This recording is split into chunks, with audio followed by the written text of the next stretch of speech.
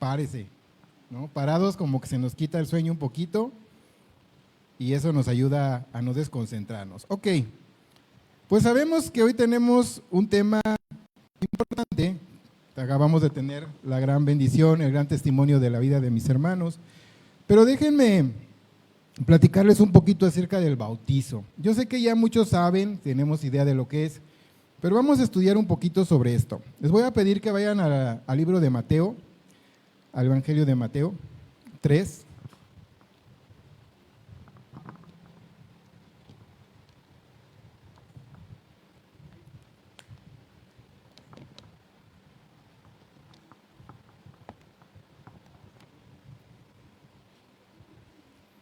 Amén.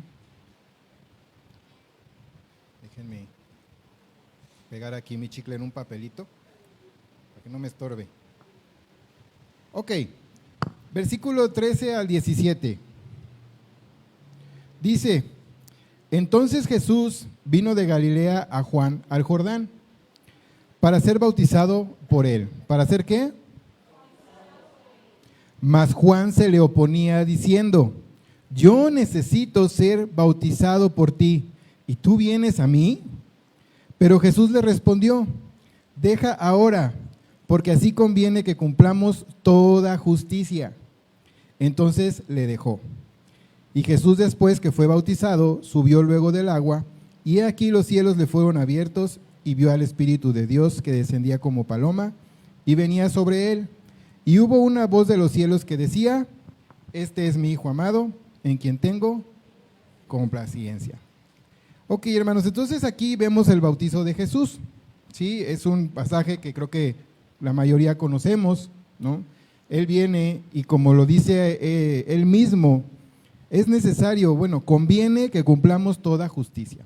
Como les mencionaba hace rato, existía en ese tiempo un rito para el lavamiento, de purificación. Claro que como vamos a ir viendo más adelantito, Jesús le viene a dar todavía un significado más profundo y diferente al bautizo. Para entender un poquito esto, en el Antiguo Testamento, el origen del bautismo se encuentra en el libro de Éxodo y Levítico, donde se ordenaba que los sacerdotes levitas realizaran una limpieza simbólica en agua antes de comenzar su sacerdocio. Entonces, antes de que comenzaran ellos su servicio, tenían que pasar por esta purificación en el agua. Éxodo 29:1, para los que les gusta acompañarme, si no, pues se los voy a leer. Dice, esto es lo que harás para consagrarlos, para que sean mis sacerdotes. Toma un becerro de la vacada y 2 carneros sin defecto, y panes sin levadura, y tortas sin levadura, amasadas con aceite, y hojaldres sin levadura, untadas con aceite. Las harás de flor de harina de trigo, y las pondrás en un canastillo, y en el canastillo las ofrecerás con el becerro y los 2 carneros. Y llevarás a Aarón y a sus hijos a la puerta del tabernáculo de reunión, y los lavarás con agua. Y Levítico 8:1 dice básicamente lo mismo. Da una serie de instrucciones, y al final en el versículo 6 dice, entonces Moisés hizo acercarse a Aarón y a sus hijos, y los lavó con agua. Del 1 al 5, Moisés está repitiendo y enumera todas las instrucciones que Dios le dio, las indicaciones que Dios le dio para esto. Entonces vemos que antes de la ceremonia de consagración, los sacerdotes tenían que lavarse con agua, para después ponerse una vestimenta especial que también el Señor les había dictado, que lo estábamos platicando con mi esposa y decíamos, wow, no era nada más como que se ponían de traje y la corbata y no, de verdad la vestimenta sacerdotal era todo un proceso y cada parte de la vestimenta tenía un porqué. Entonces, acá tengo, gracias. Entonces, vemos que Jehová por eso da instrucciones muy precisas. La consagración de los sacerdotes era un mandamiento directo de Dios a Moisés, quien debía llevarla a cabo como parte de la construcción del tabernáculo y el establecimiento del sistema sacrificial, de los sacrificios. La consagración estableció la base para el sistema de los sacrificios y la adoración en el tabernáculo. sentando las bases de la ley y el servicio de Dios para el pueblo de Israel. Entonces, como vemos, el Señor en su Antiguo Testamento deja todas las instrucciones necesarias para todo lo que Él mandó y enseñó. Nada se le fue. Y vemos aquí una palabrita que hemos estado teniendo muy presente en las últimas semanas, que es la consagración. Quienes han podido acompañarnos el miércoles, pues ya tienen una idea un poquito más clara de lo que es esto de consagración.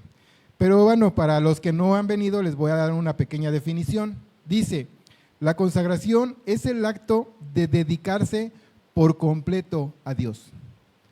No nada más poquito, no nada más el domingo, no nada más el martes y el domingo, sino es por completo a Dios. ¿Esto cómo? Apartándose de lo impuro o común para vivir según su voluntad. No mis decisiones, no lo que yo creo que debo de hacer, no lo que yo pienso que es mejor, sino la voluntad de Dios. Esto implica santificación y pureza. Es una entrega personal y total a Dios, representada en el Antiguo Testamento por estas ofrendas y rituales de las que ya hablamos, y en el Nuevo Testamento por la vida de los creyentes como sacrificio vivo, santo y agradable a Dios. Amén. Entonces, básicamente, ¿qué significa consagrarse? Separarse del mundo, de las impurezas, buscar vivir una vida en santidad agradable a Dios.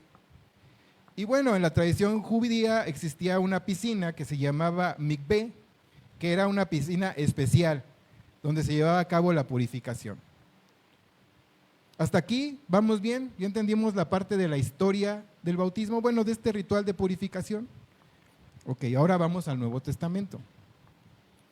Esta práctica de la purificación existió en el judaísmo desde el Antiguo Testamento, pero llega Juan y cambia esta situación. ¿Y para qué bautizaba Juan? ¿Sí, hermana? Amén. Juan bautizaba para el perdón de pecados, pero esto con el fin de que cuando Jesús llegara, la gente estuviera lista para encontrarse con él. Juan reformula esto, le da al ritual un significado diferente. Él se presentó como un heraldo, o sea, alguien que va antes del que viene, que lo va anunciando. ¿Sí? ¿Se acuerdan de ese periódico del Heraldo de México? Bueno, era heraldo porque daba noticias, anunciaba cosas, ¿no? Noticias.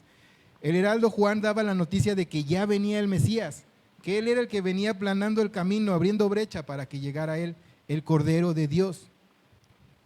Juan del Bautista identifica a Jesús como el cumplimiento de esta profecía, siendo él el sacrificio definitivo que llevó el peso de la culpa del mundo. Juan 1:29 dice, al siguiente día vio Juan a Jesús que venía a él y dijo, he aquí el Cordero de Dios que quita el pecado del mundo. Me gusta, hermanos, me gusta escucharlos, saber que se saben los pasajes. En el bautismo de Jesús fue tan impactante y tan importante que se manifestó la Trinidad. Estaba la presencia de Dios, que es la voz que dice, he aquí mi Hijo amado, en quien tengo complacencia. La manifestación del Espíritu Santo, que dice la Biblia que se manifestó como una paloma que descendió como forma de paloma. Y obviamente la presencia física, que era Jesús. Vemos la Trinidad. Y de esto también Juan da testimonio en Juan 1:32 diciendo, también dio Juan testimonio diciendo, vi al Espíritu que descendía del cielo como paloma y permaneció sobre él. Y yo no le conocía, pero el que me envió a bautizar con agua, aquel me dijo, sobre quien veas descender el Espíritu y que permanece sobre él, ese es el que bautiza con el Espíritu Santo.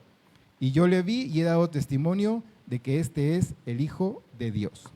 Entonces vemos que en el Nuevo Testamento se hace este cambio sobre esa idea del bautismo y vemos que esto se confirma al bautizarse Jesús. Se cierra ese ciclo y ese cambio.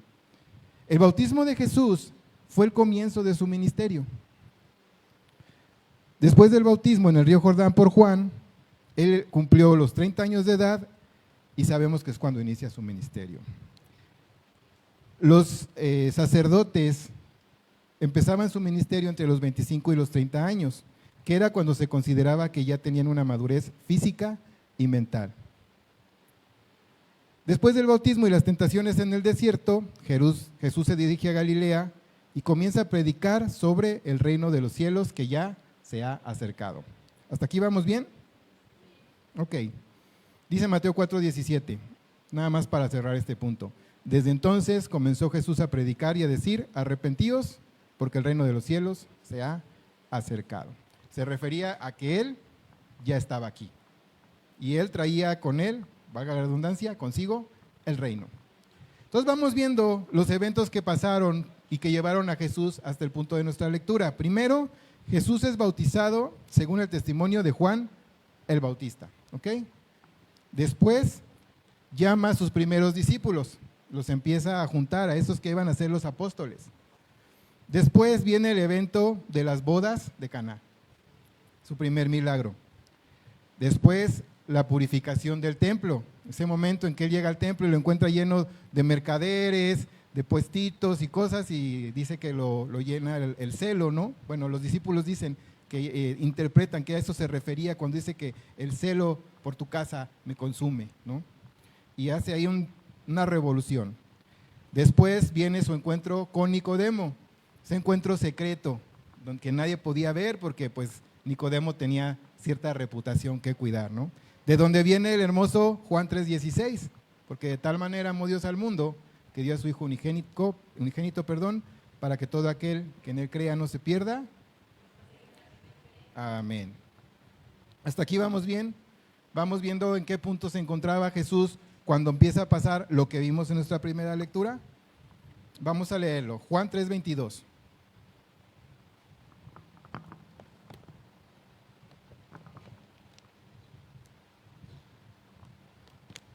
¿Alguien lo quiere leer?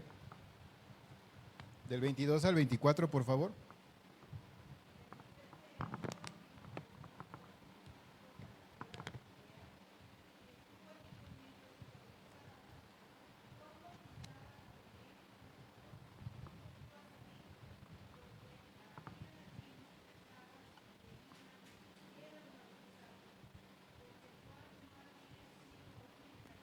Amén. Gracias, hermana.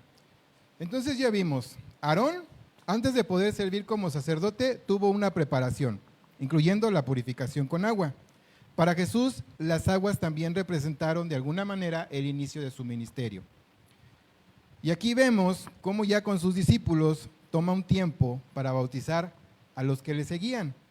Mientras que Juan, por su lado, seguía bautizando por su cuenta. Entonces había ya dos personas bautizando, Jesús y Juan. Porque a veces pensamos que cuando llega Jesús, como que Juan dijo, yo ya cumplí, yo ya hice lo que tenía que hacer y ahora le toca a Jesús. Sin embargo, no. Él continuó con su llamado, con su servicio, hasta que, bueno, como vemos ahí, lo encarcelan y bueno, ya tiene otro fin, ¿no? Pero en ese momento los dos estaban bautizando. Y pasa esto de que como que se empiezan como a traslapar sus ministerios, ¿no? Su función de bautizar, como que empiezan a chocar, como que al mismo tiempo se da. Y dice en el versículo 25, entonces hubo discusión entre los discípulos de Juan y los judíos acerca de la purificación.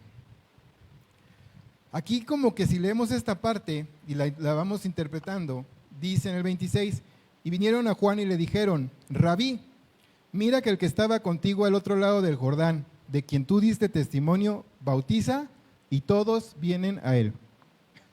Perdón, hermanos, déjenme tomar agüita porque como que me iba a ahogar y no me ahogué, pero...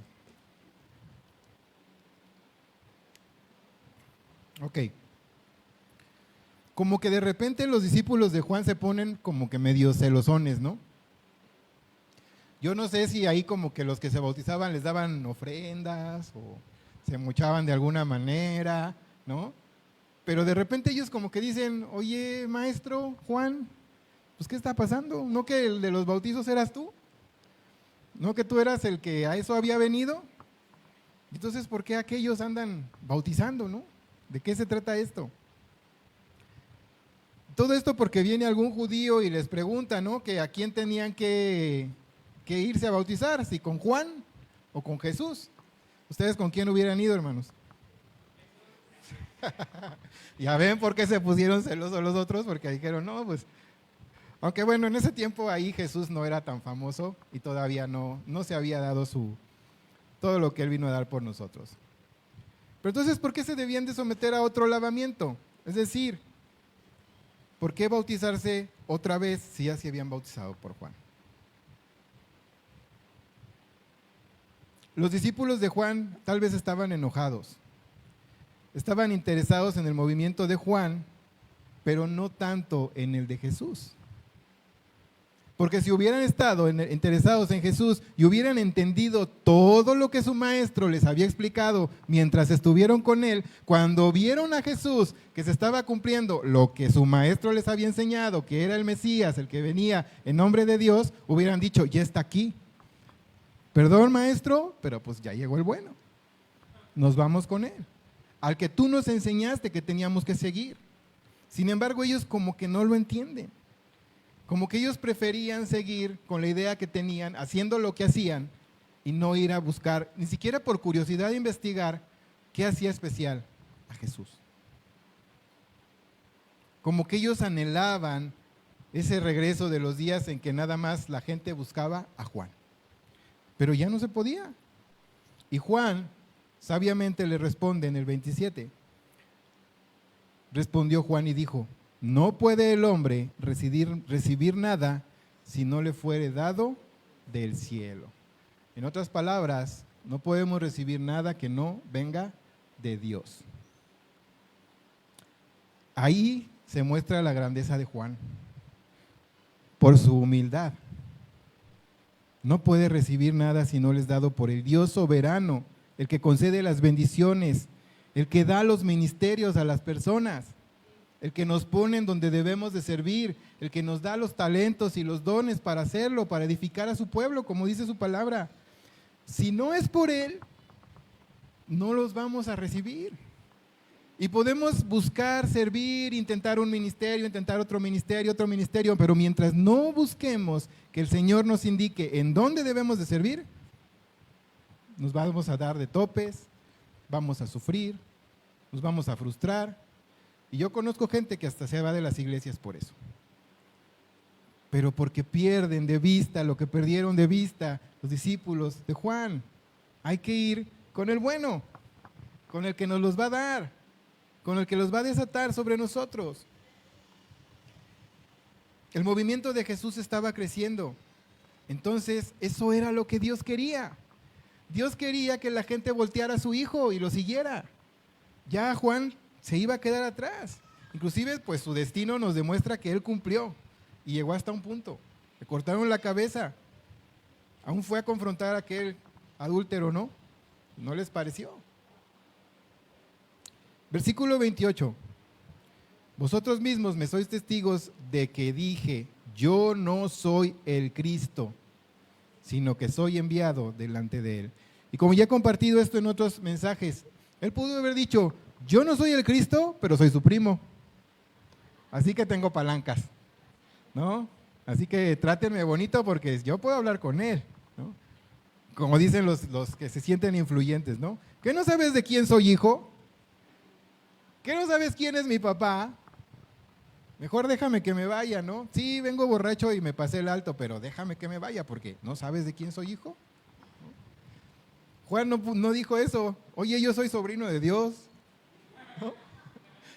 Digo, sabemos que Dios no tiene más que hijos, ¿verdad? Pero él no tomó esa actitud, hermanos. Él dijo, yo no soy el Cristo. Y eso lo había enseñado él claramente a los discípulos. Dios lo envió delante de él para realizar un trabajo preparatorio. A veces, hermanos, eso es lo que Dios hace con nosotros en ciertas situaciones, en ciertas circunstancias. De repente dices, oye, pero pues tú empezaste con tal ministerio, ¿por qué lo dejaste? Ah, porque yo solamente lo vine a preparar. Yo solamente fui lo que Dios usó para iniciarlo, pero Dios tenía otra persona que sí iba a hacer cargo de ese ministerio, porque era necesario. Nosotros no sabemos qué va a pasar, hermanos, pero a lo mejor a nosotros nada más nos toca preparar al siguiente pastor, que sea alguno de ustedes. ¿Por qué no? ¿Qué lo impide? Entonces nuestro camino, nuestro propósito es preparatorio. para que venga otro. Claro, si el Señor nos deja aquí, aquí vamos a seguir, porque aquí Él nos puso. Pero esa es la realidad, hermanos. A veces como que decimos, es que es mi ministerio, Señor. Como yo con la batería, ¿no? Me aferro, pero ese no es mi ministerio, no es mi llamado. Dios lo usa y me usa un poquito. Pero me dice cada vez, ese no es tu ministerio, busca otro baterista porque tú tienes otras cosas que hacer. Y dijo, híjole, Señor. Pero pues si yo estrené la batería, todavía ni era congregante, pero ya vine a estrenar la batería, ¿no? Y tenemos ese celo, hermanos, ese celo. Pero Dios nos dice, el que lo da soy yo.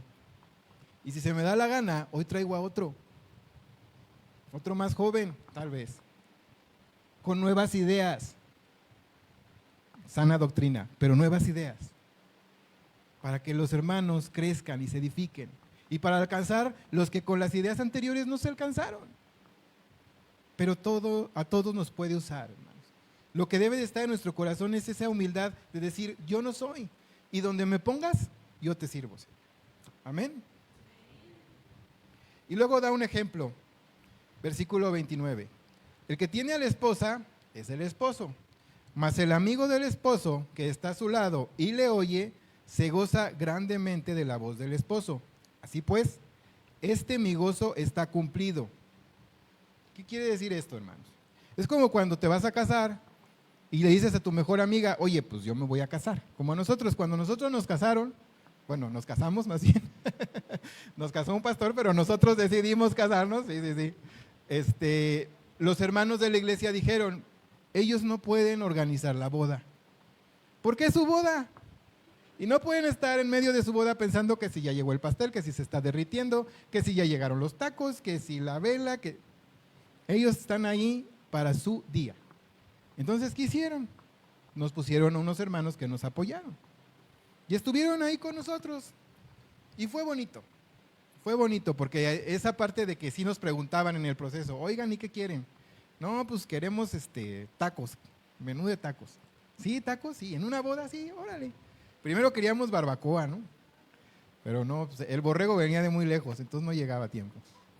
Al final, hermanos, disfrutamos. Fue la boda que Dios nos dio. A lo mejor de repente decimos, bueno, dentro de unos años vamos a hacer otra, ¿no? Ya así como que ahora sí la vamos a organizar nosotros. Pero la verdad, hermanos, es que así es.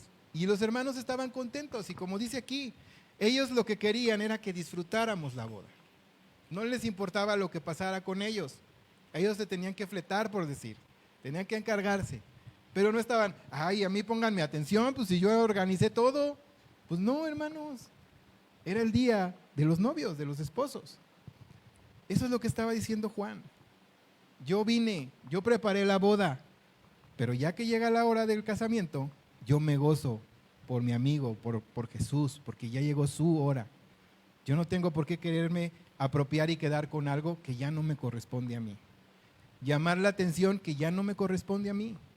Tener los seguidores que ya no deben de seguirme a mí porque ya tienen a quien seguir.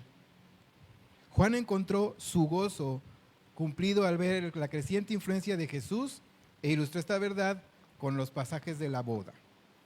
Y eso se usaba mucho en Medio Oriente. El amigo del esposo era solo un asistente, no el protagonista principal. Como tal, actuaba a favor del esposo y hacía los arreglos preliminares para la ceremonia. Y su gozo se cumplía cuando escuchaba que el esposo venía por su esposa.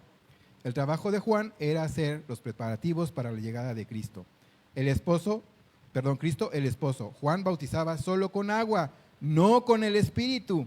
Por lo tanto, era necesario que Jesús creciera y que Juan menguara. Como dice en el versículo 30, es necesario que Él crezca para que yo mengüe.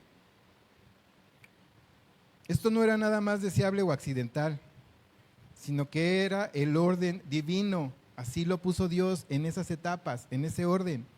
Juan gustosamente y con gozo aceptó la creciente popularidad de Jesús como el plan de Dios. ¿Cómo ven, hermanos? Nosotros igual que Juan, ¿no? No queremos tener control de nada. Cuando ya llega Jesús a nuestra vida decimos, ahí está todo, Señor, tómalo. Yo mira, como el chinito, nomás mirando, esperando, confiando, en paz, gozándonos porque ya viene el novio por la novia. O que decimos, híjole Señor, yo sé que eres Dios, yo sé que eres grande, pero híjole, es que si te suelto todo, pues luego yo ahora, ¿de qué me preocupo? ¿Qué me va a hacer que me enferme? ¿De dónde va a venir mi estrés? Más fuerte, ¿cómo voy a controlar a mi familia? ¿Cómo voy a controlar a mis hijos? A mi esposo, a mi esposa, según sea el caso. ¿Cómo voy a hacer mi voluntad si te dejo todo? Era necesario que él creciera y que Juan menguara. Esta palabra crecer viene de una palabra en griego que es auxano, que se usa para referirse a hacer crecer o aumentar, pasar a ser aumentado. Es una forma prolongada de un verbo primario que es crecer, es decir, agrandar. Está activa, es un crecimiento que va en aumento y no para, y que sigue creciendo hasta el día de hoy. Y lo vemos. ¿A quién predicamos? ¿A Juan o a Jesús? ¿A quién? Amén, pensé que había escuchado mal. Mucha gente no conoce a Juan el Bautista, pero casi todo el mundo conoce a Jesucristo. No digo que crean, pero lo conocen. ¿Por qué es? Porque la fama de Jesús fue creciente, se desarrolló como auxano, aumentó y sigue aumentando y va a aumentar hasta hacerse más grande. Es el crecimiento interior también de los cristianos. Es la misma palabra que se ocupa. Nuestro crecimiento es así, hermanos, en la palabra.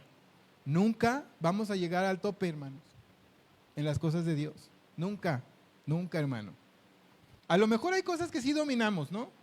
Empezamos con algunas cosas, dice Pablo, empezamos a tomar primero el alimento suave, ¿no? La leche.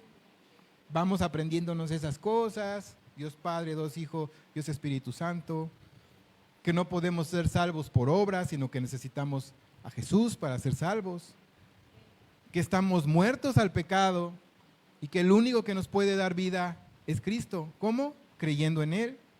Vamos entendiendo estas cosas, pero conocerle, hermanos, aprender de Él, de dónde vienen todas estas cuestiones, nunca, hermanos, nunca. Es un crecimiento que nunca va a detenerse, hermanos. Hoy tenemos la bendición de ver a mis hermanos que se bautizaron, pero eso no para su crecimiento, lo sigue impulsando, hermanos. Y sí tomaron un curso de bautismo, pero van a seguir tomando más cursos, más clases, los vamos a preparar. Hay que edificar las vidas, igual que todos los demás. Por eso estamos desarrollando discipulados, clases, cursos, talleres, lecciones, porque queremos que todos crezcan, hermanos. Que todos sigamos creciendo, que esto se cumpla en la vida de todos nosotros. Ahora bien, la palabra menguar, esta viene de otra que es un griego que es elatoo, y es disminuir, hacerse más bajo, hacerse inferior, hacerse indigno, ser menos, disminuir de autoridad o popularidad. Juan dice, a mí no me importa. Él expresa su propósito de disminuir su propia importancia para que Jesús tuviera más prominencia. Esto significa que un cristiano debe dejar de lado su orgullo, ambiciones, autogobierno para permitir que el carácter y la obra de Cristo crezcan y sean cada vez más evidentes en su vida. ¿Qué tanto se ve el carácter de Cristo en tu vida, hermano? En nuestras vidas. Esto implica una renuncia a uno mismo para que la vida, los pensamientos y las acciones de las personas reflejen cada vez más a Cristo. Al menguar nosotros, permitimos que Jesús crezca en nosotros y a través de nuestra vida vamos a manifestar su amor, su carácter, vamos a cumplir con el propósito que nos ha dado a cada uno de nosotros. con esos vamos a usar correctamente el don y los talentos que Él nos dé. Pero para eso nos tenemos que enfocar en Jesús, en que el exaltado al final sea Él, no nosotros. Podemos ser los mejores en lo que hacemos aquí, hermanos. Tenemos gente que son muy buenos en sus ministerios, para gloria de Dios. Gente comprometida, gente que se ha preparado, que ha aprendido, gente que a lo mejor no se ha preparado tanto, pero tiene una entrega y una disposición que lo compensa totalmente, hermanos. Pero ¿quién debe de ser exaltado? ¿Ellos? Cristo, Jesús. Cada que yo tome una decisión, debo de decirle, ¿es lo que tú quieres, Señor? ¿Ahí me quieres? ¿Es lo que quieres que haga? Como en el caso de los sacerdotes, como en el caso de Jesús, el bautismo es un paso adelante en la vida de los cristianos. Dejamos atrás nuestros pecados y empezamos una nueva vida en el Espíritu a través de Jesús. El bautismo cristiano es la representación simbólica también de la resurrección de Cristo. Morimos, entramos al agua muertos y salimos en vida. Es el testimonio de que estamos buscando y deseando una transformación radical. ¿Qué quiere decir radical? Completa, inesperada, que nadie se espera, que de repente la gente sí dice, órale, ¿qué te pasó? Tú no eras así, al contrario, ¿cómo eras? Donde lo antiguo queda atrás y todo se renueva a través de una relación con Dios. Amén. Entonces, hermanos, ¿cómo estamos en esa entrega de lo que somos a Jesús? En menguar lo que somos para que Él crezca. ¿Ya lo entregamos todo? ¿Ya nos rendimos? ¿Qué dice 2 Corintios 5:17?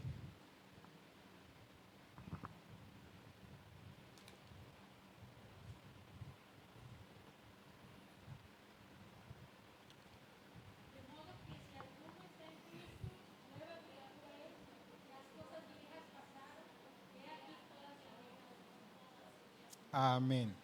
¿He aquí qué? Las cosas viejas, ¿qué? Eso con lo que estás batallando, hermano, con lo que batallamos todos los días. Ese dolor, esa tristeza, ese enojo, esa frustración, esa falta de perdón, hermano, esa ansiedad, ese pánico, ¿es nuevo? A lo mejor en algunos casos sí, pero ¿en realidad es nuevo? ¿O ya viene desde nuestra vieja criatura y lo seguimos arrastrando? ¿No está diciendo aquí el Señor, nuevas criaturas son? Porque aquí todos estamos en Cristo, ¿no? Amén. Y si no estás en Cristo, hermano, no te tardes. Convéncete. Es el tiempo. Aquí está el Señor. No sabemos cuándo va a volver, hermano. No sabemos cuándo te va a llamar. Mira, ahorita me caigo aquí, yo no sé nadar, me ahogo pero hoy voy con el Señor, amén. Vamos al juicio. No tenemos la vida a comprar, hermanos. ¿Qué dice Romanos 12:2?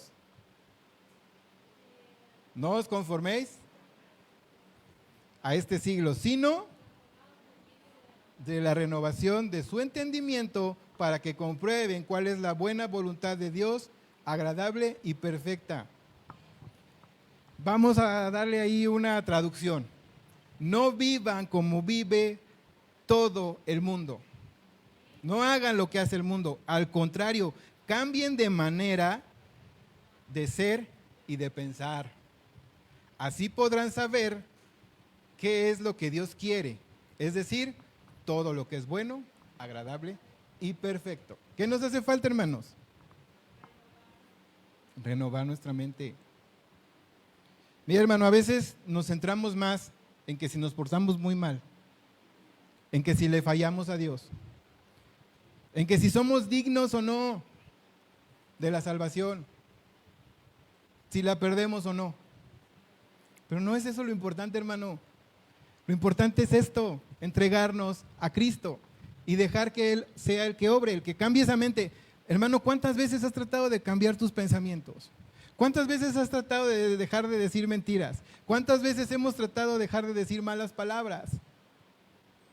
¿Y hemos podido? Pero quien sí puede cambiar esa mentalidad es Dios. ¿Cuánto cuesta a veces confiar en nuestras parejas? Dejar al tóxico, a la tóxica a un lado. Pero ¿quién es el que nos va a hacer cambiar esa forma de pensar? ¿Quién es el que va a cambiar a nuestras parejas para que no nos engañen? ¿No? Y a nosotros para ser fieles. Entonces, ¿a quién debemos rendirnos? ¿Qué cantábamos hace rato? Hermanas, ¿nos pueden dirigir en el canto, por favor? Yo me rindo a Él. ¿A quién nos rendimos? Pero a veces cantamos, son cantos viejitos, ya no los sabemos y ya no los sentimos, ya no los declaramos. Eso es una declaración. Yo me rindo. ¿Qué hace falta, hermanos? Rendirnos al Señor. Amén. Yo les quiero invitar en esta mañana, en lo que pasan mis hermanos de la alabanza, a que reflexionemos, hermanos. ¿Qué nos hace falta?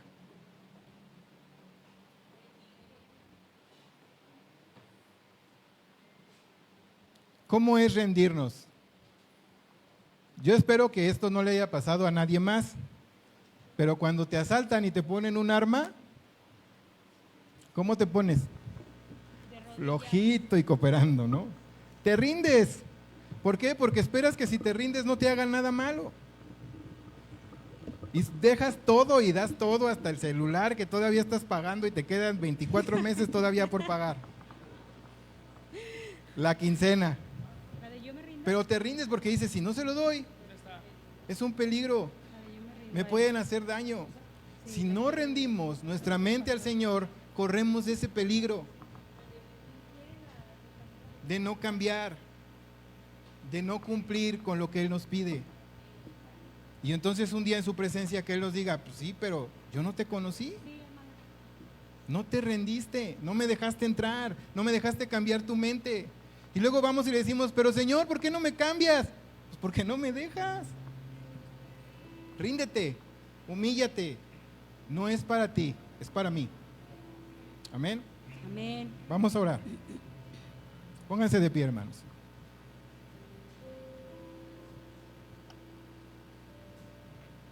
Amado Padre, pues gracias, Señor, porque nos recuerdas una vez más esa fórmula que a veces pareciera tan sencilla, pero que en nuestra carne es tan difícil, Señor. Rendirnos a ti. Soltarte todo lo que amamos, lo que atesoramos, lo que nos da fama, estatus a nosotros, lo que nos da control, poder.